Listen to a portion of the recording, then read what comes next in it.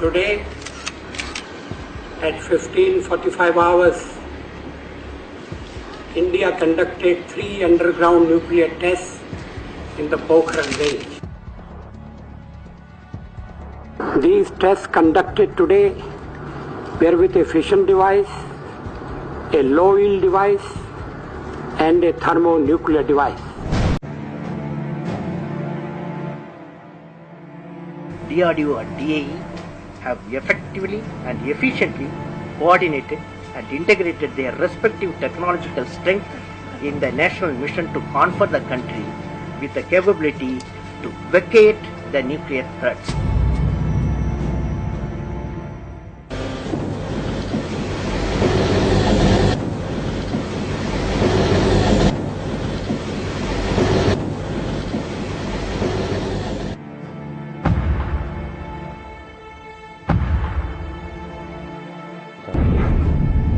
Bharat atom bomb का test करने वाला है, इसकी जानकारी दुनिया के किसी भी देश को नहीं थी। भारत ने प्रधानमंत्री जवाहरलाल नेहरू के नेतृत्व में न्यूक्लियर साइंस के क्षेत्र में कदम रखा। आजादी से महज 8 महीने बाद ही सरकार ने एटॉमिक एनर्जी एक्ट पास किया और इसी के साथ इंडियन एटॉमिक एनर्जी कमीशन बनाया गया। Tata institute of fundamental research 1945 में बन चुका था। अगला कदम 1954 में रखा गया, जब एटॉमिक एनर्जी एस्टैब्लिशमेंट ट्राम्बे की नींव रखी गई। इसी साल डिपार्टमेंट ऑफ एटॉमिक एनर्जी बनाया गया और इसके सेक्रेटरी बने डॉक्टर भाभा। खास बात यह थी कि इस डिपार्टमेंट के सेक्रेटरी हमेशा सीधे प्रधानमंत्री को रिपोर्ट करते आ रहे हैं। इसी दौर में एक बड़ा मोड़ तब आया जब नेहरू के बाद लाल बहादुर शास्त्री प्रधानमंत्री बने। लाल बहादुर शास्त्री शुरू में एटम बॉम्ब बनाने के खिलाफ थे। डॉक्टर होमी जहांगीर भाभा लाल बहादुर शास्त्री की नीतियों से नाखुश थे। लिहाजा भाभा ने घोषणा कर दी कि भारत 18 महीने में एटम बॉम्ब बना सकता है। साथ ही रेडियो पर एटम बॉम्ब के पक्ष में भाषण भी दिया।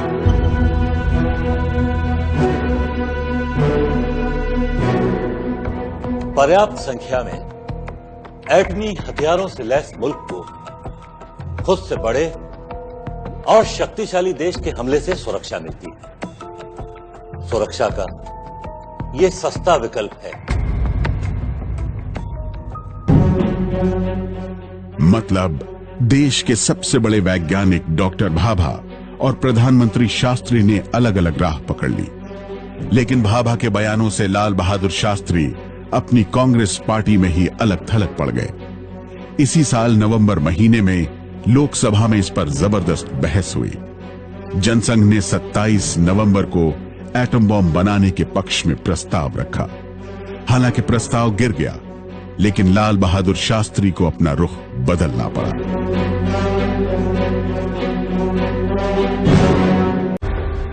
(1965) की लड़ाई के बाद लाल बहादुर शास्त्री की मृत्यु हो गई और उसी साल हवाई दुर्घटना में डॉक्टर होमी जहांगीर भाभा का भी निधन हो गया। लाल बहादुर शास्त्री की जगह इंदिरा गांधी सत्ता में आई और डॉक्टर भाभा की जगह डॉक्टर विक्रम साराभाई। लेकिन भाभा से अलग विक्रम साराभाई एटम बॉम्ब बनाने के पक्ष में नहीं थे। शुरुआत में इंदिरा गांधी डॉक्टर साराभाई के विचारों से प्रभावित रहीं, लेकिन 1971 की भारत पाकिस्तान लड़ाई से पहले ही वो अपनी नीति बदल चुकी थी। 7 सितंबर 1972 Indira Gandhi Bhabha atomic research centre गईं। दौरे पर उन्हें लकड़ी से बना एटम बॉम्ब का मॉडल दिखाया गया और इसके तकरीबन 2 साल बाद भारत ने राजस्थान के पोखरण में पहला परमाणु परीक्षण कर डाला। दिन था बुद्ध पूर्णिमा का और कहा गया, बुद्धा इज स्माइलिंग।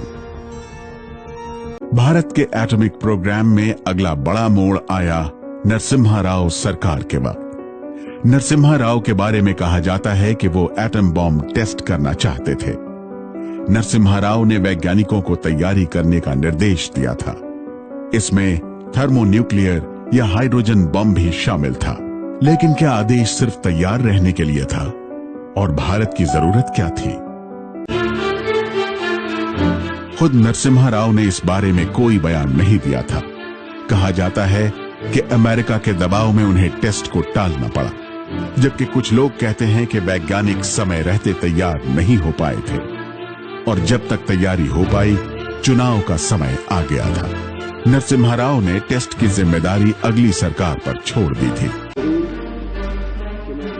नरसिम्हा राव की सरकार के बाद आई 13 दिन की अटल बिहारी वाजपेयी की सरकार। क्या अटल बिहारी वाजपेयी ने सरकार में आते ही अपने 30 साल पुराने एजेंडे को सबसे पहले पूरा करने की कोशिश की? इतने कम दिनों के भीतर क्या वाजपेयी सरकार एटम बॉम्ब के टेस्ट का बड़ा फैसला कर चुकी थी? प्रधानमंत्री अटल बिहारी वाजपेयी ने बड़ा फैसला ले लिया था। वाजपेयी सरकार 13 दिन के लिए ही सत्ता में आई थी। इस बीच अगर वो एटम बॉम्ब का टेस्ट करती तो इसका क्या असर होता, इसके बारे में तो फिलहाल सिर्फ अंदाजा ही लगाया जा सकता है। 18 मार्च 1998 को वाजपेयी दोबारा प्रधानमंत्री बने। प्रधानमंत्री पद की शपथ लेने से पहले ही वाजपेयी ने एपीजे अब्दुल कलाम से मुलाकात की। पहले 10 मई को टेस्ट करने का प्लान था, लेकिन 26 अप्रैल से 10 मई तक राष्ट्रपति लैटिन अमेरिका की यात्रा पर थे। 26 अप्रैल से पहले टेस्ट नहीं हो सकता था।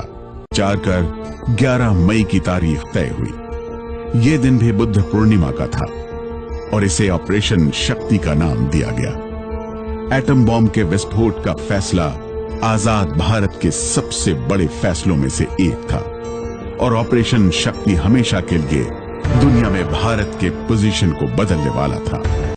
प्रधानमंत्री के प्रिंसिपल सेक्रेटरी ब्रजेश मिश्रा को वैज्ञानिकों के साथ कोऑर्डिनेट करने का काम दिया गया था।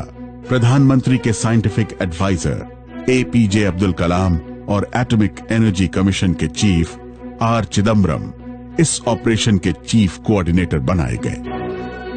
कलाम के सहयोगी रहे डीआरडीओ के डॉक्टर संथानम को टेस्ट साइट प्रिपरेशन यानी पोखरण में परीक्षण की जगह की तैयारी का जिम्मा दिया गया। प्रधानमंत्री की इजाजत मिलने के बाद बड़ी सतर्कता से काम शुरू हो चुका था। अमेरिकी खुफिया सैटेलाइट की वजह से रात में ही काम करना पाता था। शक्ति से जुड़े वैज्ञानिक कभी भी एक साथ सफर नहीं करते थे। वो कभी भी सीधे पोखरण नहीं आते थे। वैज्ञानिक आर्मी यूनिफॉर्म में रहते थे। आप इस तस्वीर में देख सकते हैं कि आर्मी के ड्रेस में कलाम और चिदम्बरम दिखाई दे रहे हैं। सभी वैज्ञानिकों के कोड नेम थे। Major general Prithviraj, APJ Abdul Kalam इसी नाम से जाने जाते थे, जबकि आर चिदम्बरम का कोड नेम था नटराज। दोनों आर्मी की यूनिफॉर्म में रहते थे। ही तैनात सेना की 58 इंजीनियर रेजिमेंट की मदद से आखिरकार 10 मई तक पूरी तैयारी कर ली गई। अब विस्फोट का इंतजार था।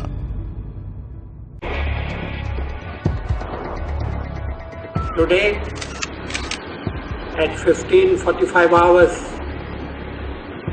India conducted 3 underground nuclear tests in the Pokhran range. 13 मई को 2 और टेस्ट हुए। इस टेस्ट के बाद भारत सरकार ने आगे एटम बम परीक्षण नहीं करने का ऐलान कर दिया। इतना ही नहीं, किसी भी हाल में एटम बम का पहले इस्तेमाल नहीं करने यानी नो फर्स्ट यूज पॉलिसी का भी ऐलान कर दिया। लेकिन अमेरिका ने इसे बहुत बड़ा चैलेंज माना। 1998 में अमेरिका के प्रेसिडेंट बिल क्लिंटन थे। उनको जैसे ही भारत के न्यूक्लियर विस्फोट का पता चला, उन्होंने कहा, "We are going to come down on those guys like a ton of brick." मतलब वो भारत के खिलाफ कार्रवाई करने वाले थे और ऐसा हुआ भी। अमेरिका ने भारत पर तमाम तरह के प्रतिबंध लगाए। I have decided to impose economic sanctions against India. This is a deeply disappointing thing for me personally. The First Lady and our daughter had a wonderful trip there. I have stayed in regular touch with the leaders of India for the last 5 years. I have looked forward to a very bright and different future. But the nuclear tests conducted by India against the backdrop of 149 nations signing the Nuclear Non-Proliferation Treaty demand an unambiguous response by the United States. It is important that we make clear our categorical opposition. दूसरी तरफ 28 मई 1998 को पाकिस्तान ने भी 6 बमों के परीक्षण कर डाले। हमने बहुत इंतजार किया। अगर भारत को तबाही का भयानक खेल शुरू करने पर इबरत की मिसाल बना दिया जाता और वो अपने जारहाना इरादे तर्क करके अमन का रास्ता इख्तियार कर लेता तो हम कभी आज न करते। हमें यूरोपीय देशों की नजर में भारत ने एटम बमों की खतरनाक रेस शुरू कर दी थी। चीन और अमेरिका ने मिलकर यूनाइटेड नेशन में भारत के खिलाफ रेजोल्यूशन पास किया। इस रेजोल्यूशन में कश्मीर का भी जिक्र हुआ। कहा गया कि कश्मीर की समस्या का समाधान करना होगा, यानी जिस कश्मीर के इंटरनेशनलाइजेशन का भारत विरोध करता रहा था वो अब पूरी दुनिया की नजर पर था। 15 सितंबर 1998 का दिन आया। नवाज शरीफ और भारत के प्रधानमंत्री अटल बिहारी वाजपेयी न्यूयॉर्क में मिले और यहीं पर दिल्ली लाहौर बस सेवा शुरू करने पर बातचीत हुई। न्यू चैप्टर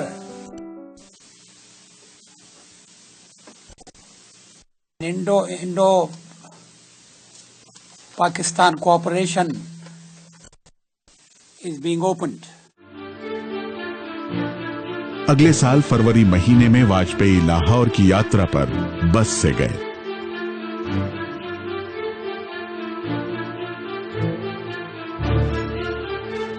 वाजपेयी का गर्मजोशी से स्वागत हुआ।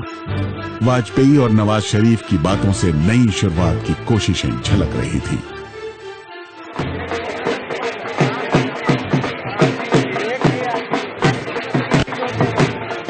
My message to the people of Pakistan will be short and simple. Put aside the bitterness of the past. Together, let us make a new beginning. I have underscored to Prime Minister Vajpayee the immense potential of building a mutually beneficial cooperative relationship once we achieve a final settlement of Jammu and Kashmir issue. लेकिन जल्द ही हालात बदलने वाले थे और इसका अंदाजा न भारत के प्रधानमंत्री अटल बिहारी वाजपेयी को था और न ही पाकिस्तान के प्रधानमंत्री नवाज शरीफ को।